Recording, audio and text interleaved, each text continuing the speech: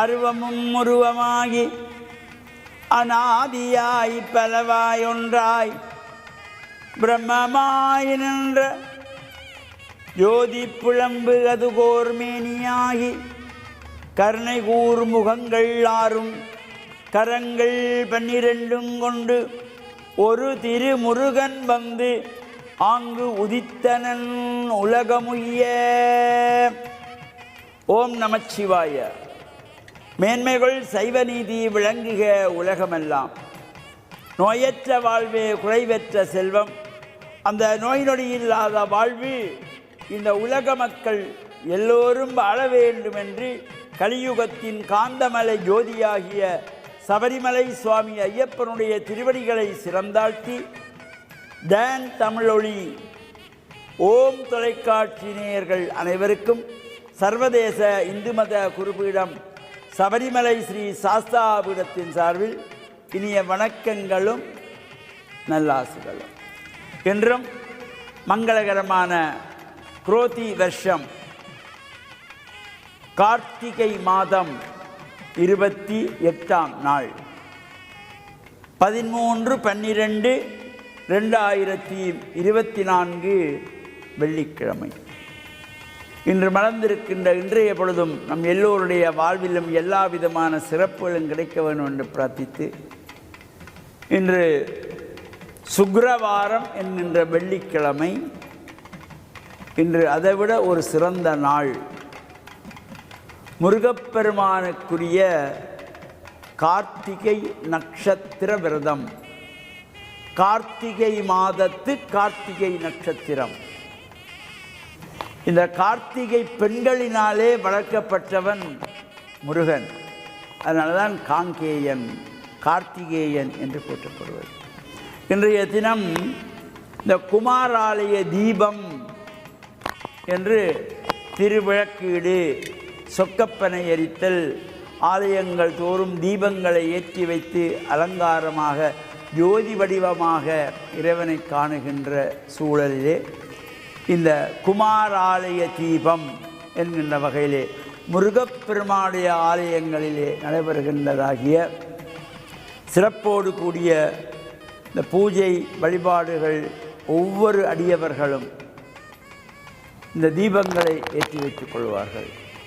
இது பொதுவாக கேரளாவிலே ஒரு ஐதீகம்.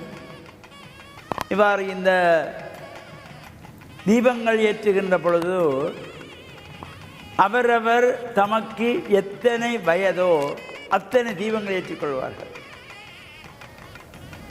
இப்போ 10 வயசுக்கு நமக்கு பிள்ளைக்கு 10 வயசு ஆகுதுன்னா அந்த பிள்ளைன்ற பேரில் 10 தீபங்கள். மூத்த பிள்ளைக்கு 18 வயசு ஆகிறதா 18 தீபங்கள். அப்பாவுக்கு 40 வயசாச்சா 40 தீபங்கள்.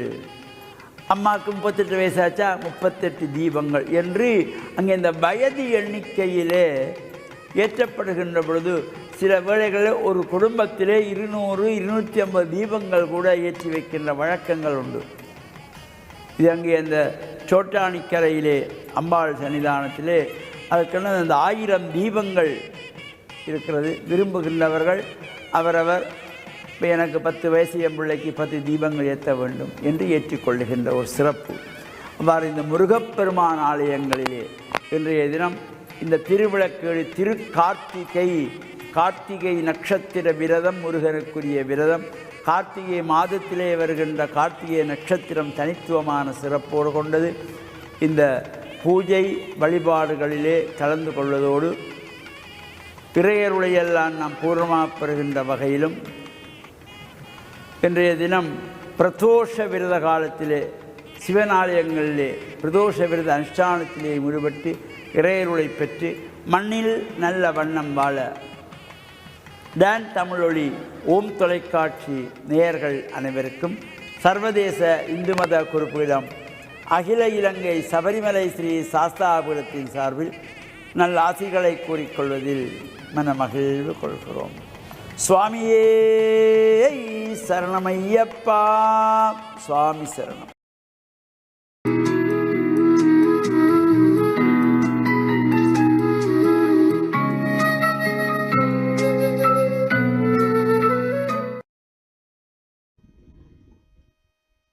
இறை இயேசுவில் என் அன்பு நெஞ்சங்களே, கிறிஸ்தவ நற்சிந்தனை வேளையில் உங்களை சந்திப்பதிலே எனக்கு மிக்க மகிழ்ச்சி. ஆண்டவர் இயேசுவின் அன்பும் அருளும் உங்கள் அனைவரோடும் இருப்பதாக.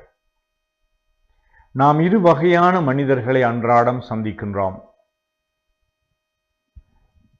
ஒரு வகையான மனிதர்கள் எங்களை அன்பு செய்கின்றார்கள், எங்களை தட்டி கொடுக்கின்றார்கள், எமக்கு ஆறுதல் தருகின்றார்கள், எம்முடைய நல்லவற்றை அவர்கள் பாராட்டுகின்றார்கள். மறுபுறம் இன்னுமொரு வர்க்கத்தை சார்ந்த மனிதர்களை சந்திக்கின்றோம். அவர்கள் எங்களுடைய குறை கண்டுபிடிக்கின்றார்கள், அவர்கள் எங்களை தூற்றுகின்றார்கள், நாங்கள் வாழக்கூடாது என்று அவர்கள் வாதாடுகின்றார்கள், அவர்கள் எங்களை பற்றி இல்லாதது பொல்லாதது எல்லாம் பேசுகின்றார்கள், எங்களை குறைத்து மதிப்பிடுகின்றார்கள். அவர்கள் எங்களுக்கு ஊக்கம் தருவதற்கு பதிலாக எங்களை நாங்கள் பின்னடைவு செய்வதற்காக, மனமுடைந்து போவதற்காக அவர்கள் எங்களோடு தங்களுடைய வார்த்தைகளை, தங்களுடைய நடவடிக்கைகளை பகிர்ந்து கொள்கின்றார்கள். இயேசு தன்னையும் இந்த திருமுழுக்கு யோவானையும் ஒப்பிட்டு இந்த மனிதர்களுடைய தங்களுடைய வாழ்க்கையில் எப்பொழுதும் மற்றவர்களை பற்றி தவறாக எடை போடுகின்றவர்கள் அல்லது குறை கண்டுபிடிக்கின்றவர்களை பற்றி சொல்லுகின்றார். இவர்கள் குழந்தை பிள்ளைத்தனமாக இருக்கின்றார்கள். குழந்தைகளை போன்று அவர்கள் சிந்திக்கின்றார்கள், நடவடிக்கைகளிலே ஈடுபடுகின்றார்கள் என்று. நாங்கள் குழல் ஊதினோம், நீங்கள் ஆடவில்லை. நாங்கள் ஒப்பாரி வைத்தோம், நீங்கள் மார்வடித்து அழவில்லை, இப்படி என்று சொல்லி அவர்கள் எப்பொழுதும் குறை கண்டுபிடிக்கின்றவர்களை பற்றி பேசுகின்றார். ஏனென்றால் திருமுழுக்கு யோவான் வந்தார், அவர் உண்ணவில்லை, குடிக்கவில்லை. அவர் எப்பொழுதும் தன்னுடைய வாழ்க்கையிலே அவர் ஒருத்தல் செய்கின்றவராக அல்லது அவர் அதிக கட்டுப்பாடு உள்ளவராக இருந்த பொழுது இவர் பேய் பிடித்து விட்டார் என்று நீங்கள் சொன்னீர்கள். மானிட மகன், அதாவது இயேசு வந்த பொழுது அவர் பெரும் தீனிக்காரன், குடிகாரன், பாவிகளோடு உறவாடுகின்றார். இப்படியெல்லாம் இந்த மருமகனை பற்றி அவர்கள் குற்றம் கண்டுபிடிக்கின்றவர்களாக இருக்கின்றார்கள். இப்படிப்பட்ட ஒரு வாழ்க்கை சூழலிலே நாம் எப்படி எங்களுடைய வாழ்க்கையை முன்னெடுக்க முடியும் என்று சொன்னால், குற்றம் கண்டுபிடிக்கின்றவர்கள் அவர்கள் சொல்லுவதிலே எனக்கு ஏதாவது செய்தி உண்டா என்று நான் கேட்க வேண்டுமே ஒழிய அவர்களுக்கு நான் அடிமைப்படுத்தப்படக்கூடாது. அவர்களுக்கு பின்னாலே நாங்கள் அவர்களை எப்படியாவது நாங்கள் மகிழ்விக்க வேண்டும், சாந்தப்படுத்த வேண்டும் என்று அவர்கள் பின்னாலே செல்லுகின்ற பொழுது எங்களுடைய உண்மை தன்மையை நாங்கள் இழந்து விடுகின்றோம். நாங்கள் அடிமைகளாகின்றோம். மற்றவர்களுக்காக வாழ வேண்டும், அவர்களுடைய பாராட்டை பெற வேண்டும் என்று எங்களுடைய உண்மைத்தனத்தை நாங்கள் இழந்து விடுகின்றவர்களாக இருக்கின்றோம். ஆனால் எங்களை ஊக்கப்படுத்துகின்றவர்கள், எங்களுக்கு அருகாமையிலே இருக்கின்றவர்கள், எங்களை தங்களுடைய வாழ்க்கையிலே ஈடுபடுத்துகின்றவர்கள், எங்களுடைய வாழ்க்கையை பற்றி அவர்கள் புரிந்து கொள்ளுகின்றவர்கள், இவர்களுடைய தட்டி கொடுக்கின்ற, உற்சாகப்படுத்துகின்ற வார்த்தைகளை, நடவடிக்கைகளை நாங்கள் மனதில் கொண்டு எது சரி எது பிழையோ அங்கு நாங்கள் அதை நோக்கி, உண்மையை நோக்கி நாங்கள் பயணிப்பதற்கு நான் எனக்கென்றது சில கொள்கைகளை வகுத்திருக்கின்றேன். அது என்னுடைய வளர்ச்சிக்கு அடிப்படையாக, தேவையாக என்னை முன்னெடுத்து செல்வதற்கான ஒரு சக்தியை தருகின்றது என்று சொன்னால், நாங்கள் எப்பொழுதும் நன்மையை நாட வேண்டும், உண்மையை தேட வேண்டும். கிறிஸ்து இந்த மக்கள் கூட்டத்திலே தன்னுடைய நன்மைத்தனத்திலே இருந்து எள்ளளவும் குறைவுபடாமல் அவர் தன்னுடைய உயர்வான ஆளுமையை அவர் நிலைநிறுத்தி மக்களுக்கு எப்பொழுதுமே நன்மை செய்தார். எது செய்யப்பட வேண்டுமோ அதை செய்ய வேண்டும் என்று அவர் தன்னுடைய வாழ்க்கையில் அவர் அவற்றை செய்வதிலே மகிழ்ச்சி கண்டார், நம்பிக்கை கொண்டார், மன நிறைவு கொண்டார். அதைத்தான் எங்கள் ஒவ்வொருவருக்கும் கற்றுத் தருகின்றார். நாங்கள் எது செய்யப்பட வேண்டும் என்று எங்களுடைய மனச்சாட்சிக்கும் அறிவுக்கும் ஆற்றலுக்கும் தென்படுகின்றதோ அந்த உண்மையை நோக்கி தேடுகின்றவர்களாக, எங்களுடைய வாழ்க்கையிலே எல்லா உண்மைகளையும் நாங்கள் முழுமையாக புரிந்து கொள்ள முடியாது. வாழ்வினுடைய நிகழ்வுகள், வாழ்விலே நாங்கள் சந்திக்கின்ற மனிதர்கள் கூட ஓரளவு மறைபொருளாக இருக்கலாம், முழுமையாக புரிந்து கொள்ள முடியாமல் இருக்கலாம். சில நிகழ்ச்சிகள், சில இழப்புகள், சில துன்பங்கள், சில கண்ணீர் அனுபவங்கள், சில கசப்பான விடயங்கள் எங்களை எப்பொழுதும் பின்னுக்கு தள்ளலாம். நாங்கள் பின்னடைவு கொள்வதற்கு அல்லது மனமுடைந்து போவதற்கு எங்களை தள்ளலாம். இப்படிப்பட்ட சூழல்கள் எல்லாம் நாங்கள் அனுகூல ரீதியாக நம்பிக்கையோடு கொள்கை பிடிப்புள்ளவர்களாக நாங்கள் வாழ்வதற்கு இறைவன் உங்கள் அனைவருக்கும் இந்த நாளிலே சிறப்பான முறையிலே அருள் தர வேண்டும் என்று மன்றாடி நிற்கின்றேன். ஆமென்.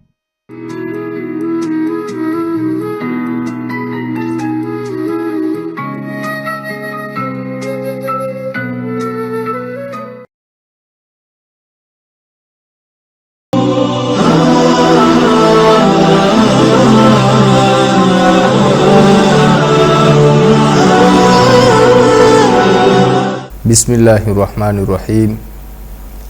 Alhamdulillahi Rabbil Alamin. Wassalatu wassalamu ala ashrafil anbiya wal mursalin. Amma ba'd.